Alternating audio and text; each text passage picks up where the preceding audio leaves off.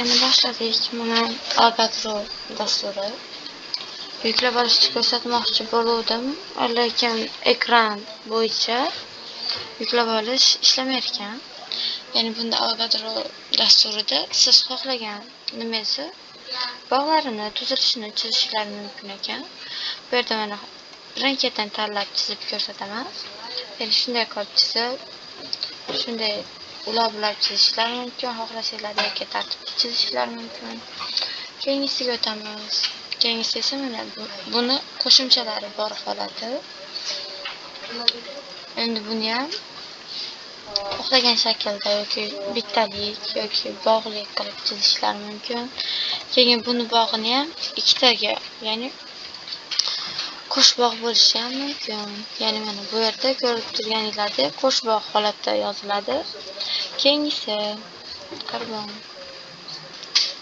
Buni ham endi bu shaklni chiqarish uchun ulab ketishinglar ham mumkin. Xohlasanglar yakka. Keyin bunisiga buni ulaydigan bo'lsanglar, mana ko'rganingizdek mana bu bilan buni bog'langanini shunday ranglar orqali ko'rsatadi. Keyingisi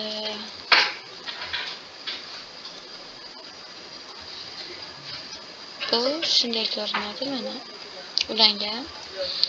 Ustiga ham buni chizsanglar ham bo'laveradi. Bu mana ko'rinishi ko'rganingizdek. Keyin bu shunday chizganingizda yoki joylaganingizda, misol uchun video qilish uchun yoki biror narsa uchun ham juda yaxshi. Keyin bunda bu yerda mana tanlash orqali mana gradusni tanladinglar va bittamasini gradus burchagini, buni gradus burchagini ko'rmoqchi bo'lsanglar, shu ezish orqali ko'rish mumkin. Ya'ni mana bu yerni ko'ring. Shunday, keyin bularni ham burchagini mana yozuvlari bilan ko'rasiz. Buni tanlab, buni kattalashtirib yoki aylantirib burchaklar bilan ko'rib chiqish mumkin. Ya'ni shunday qilib ko'rish mumkin. Kattalashtirib, kichraytirib, kattalashtirganda esa gradusni tanlab turib, shuni gradusini ezib, nima qilib ko'rish mumkin. Ya'ni bunday gradus bo'ladigan bo'lsa, bu yozuv buni orqasida qolib ketibdi. Buni ham bog'da. Ya'ni shunday mana shunday ezsanglar, burchak gradusi qanchalik chiqadi? 123.2 gradus burchagida. Buni ham mana ko'rsanglar 169.1 gradusi. Buni ham kichraytiradigan bo'lsak, mana bu tomonda ham shunday ezib, mana ikkala tomonda ham gradus burchaklari bir xil, 120 da. Shunday qilib ko'rishlar mumkin. Bunda graduslar ko'rinmaydi. Bu yerda ham 120 da. Endi biz buni ko'rib oldik. Keyingisiga bu o'zimiz tanlaganimiz bo'yicha xohlagancha aylantirib ko'rishimiz mumkin. Ya'ni mana sichqonchani chap nimasini ezish. Buni mana shunday qilib ko'rishimiz mumkin. Xohlagan tartib bo'yicha aylantirib, kattalashtirib yoki kichraytirib ko'rishimiz mumkin. Hammasi bir xil tartibda aylanadi. Yoki buni ko'rmoqchi bo'lsanglar, mana buni ham xohlagan nima bo'yicha surib joylashtirish mumkin.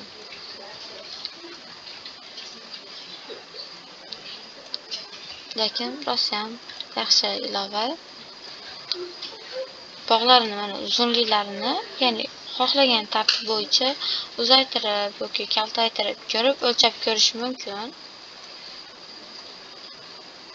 Buni mana bu qo'sh bog', bunisi esa bittalik. Shunday qilib ko'rishlar mumkin.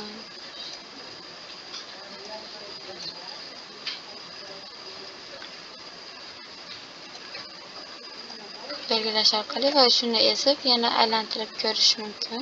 Va buni mana ko'rinishlari bilan va sizlarga yana gradusini ko'rsatadigan bo'lsa, mana shunday gradus desanglar, ya'ni har bitta burchagini bu yerda gradusi, bu oralig'ida gradusi ko'rsatadi. Endi bu yerda ham mana o'shi buni ezadigan bo'lsak, mana bu yerda bu bilan buni orasidagi graduslarni ko'rsatadi. Va siz buni o'zingizga moslab ko'rishingiz mumkin yoki buni aylantirib ko'rish orqali ham, ya'ni qayerda siz o'sha yerda gradus burchagini ko'rsatib beradi. Keyin bu sichqonchani tanlash orqali nimanidir belgilasanglar, mana belgilandi. O'chirish tugmasini ezib, o'sha elementni o'chirib yuborsa bo'ladi. Bu belgilash tugmasi orqali endi aylantirib ko'rsatish. Aylantirish tugmasi orqali bu, ya'ni bunga xohlagandek chiziq tortasizlar. Chiziq tortsanglar xuddi shu tartibda mana aylantirib ko'rsatadi. Bu vaqtda esa kattalashtirib yoki kichraytirib ko'rish mumkin. Video nimalar bo'yicha, uni turishi, aylanishi, orbitallari bo'yicha ko'rish mumkin. Ya'ni bog'lar qilib, buni kichraytirib, kattalashtirib, ya'ni buni bunaqasiga tortsanglar bu tomon bo'yicha aylanadi. Ya'ni xuddi shunday bo'lib aylanadi. Buni kichraytirib ko'rishingiz ham mumkin. Agar yoki bitta elementga ko'rmoqchi bo'lsangiz, mana kattalashtirib ko'rish mumkin. Endi buni kichraytiramiz. Bizga kerak emas. Keyin qolgan nimalar bo'yicha bo'lsa, bu holatini to'g'irlash, ya'ni bu nimasini to'g'irlab, o'zimizga moslab nima qilishimiz mumkin. Aylanayotgan yerida ko'rib olishimiz mumkin, ya'ni qanday aylanishini ko'rsatish uchun. Ya'ni buni holatini mana surib qo'yishlar mumkin. Yani bittasini tanlab, buni tekis yoki yonbosh qaysi aylanishini tanlashlar mumkin. Qanday mana bunday ko'rinishda bir xilda aylanyapti. Endi buni bo'yiga qo'yadigan bo'lsak, shunday bo'ladi. Ko'rishlar mumkin. Mana aylanishini. Endi bular endi bizga hozir kerak emas. Kichraytirib, sichqonchani tanlash orqali buni fonni o'chirib yuboramiz.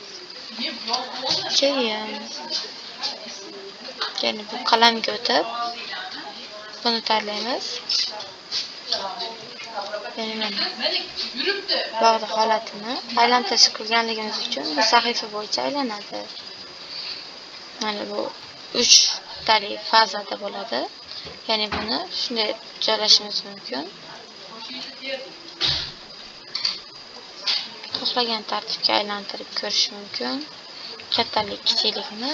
Xuddi shunday. Endi buni agar sizga kerak bo'lmasa yoki boshqa bo'lsa, mana bu yerda saqlash nimasi bor.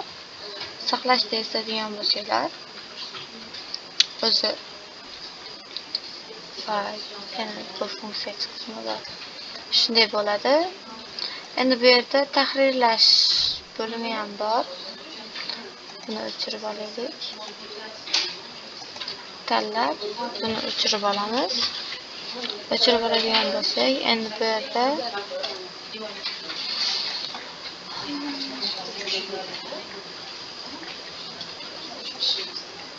buni tanlab, mana bu qalam tanlab, buni tanlash orqali yozamiz va bu yerda o'zimizga kerakligini yozib belgilaymiz.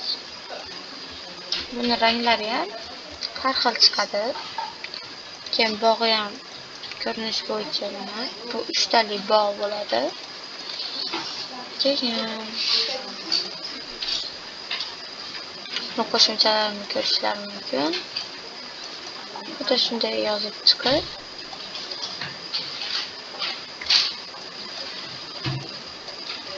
endi bu yerda mana buni sozlash nimalari bor. Ya'ni bu maslarda bog'lar ko'rinib turgan bo'lsa, sozlashda, ya'ni biz buni ezib nima qilish orqali ko'rishimiz mumkin. Buni ko'rinishini, bunikini.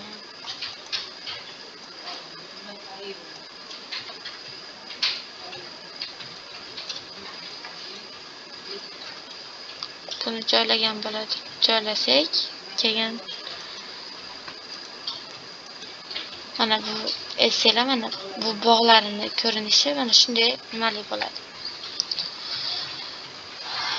Ko'rib turganinglardek keyingisi qaysidir. Buni o'chiramiz, bizga unday shakl kerak emas. Endi bu esa buni ezish orqali bog'ni orasiga yo'l tushyapti. Ko'rib turganinglardek. Endi bu hech qanday o'zgarish ko'rmayapti ochig'i. Bunda esa mana oradagi bog'lar uzun bo'lib, bitta mana ko'rganinglardek mana orasidagi bog'lar yo'qoldi. bog'larni orasi xuddi to'liq bitta bog'iga o'xshab qoldi. Endi keyingisi bunda nimadir o'zgarish bo'lmadi. Endi bu esa mana label tugmasini ezish orqali bu yerda qanaqa element turganini ko'rsanglar bo'lar ekan. Ya'ni shunday ko'rsatib elementlarni yozib qo'yar ekan o'zi. Element bunda yozilgan bo'lsa mana label tugmasini o'chirsanglar elementdagi yozuvlar o'char ekan. Keyingisi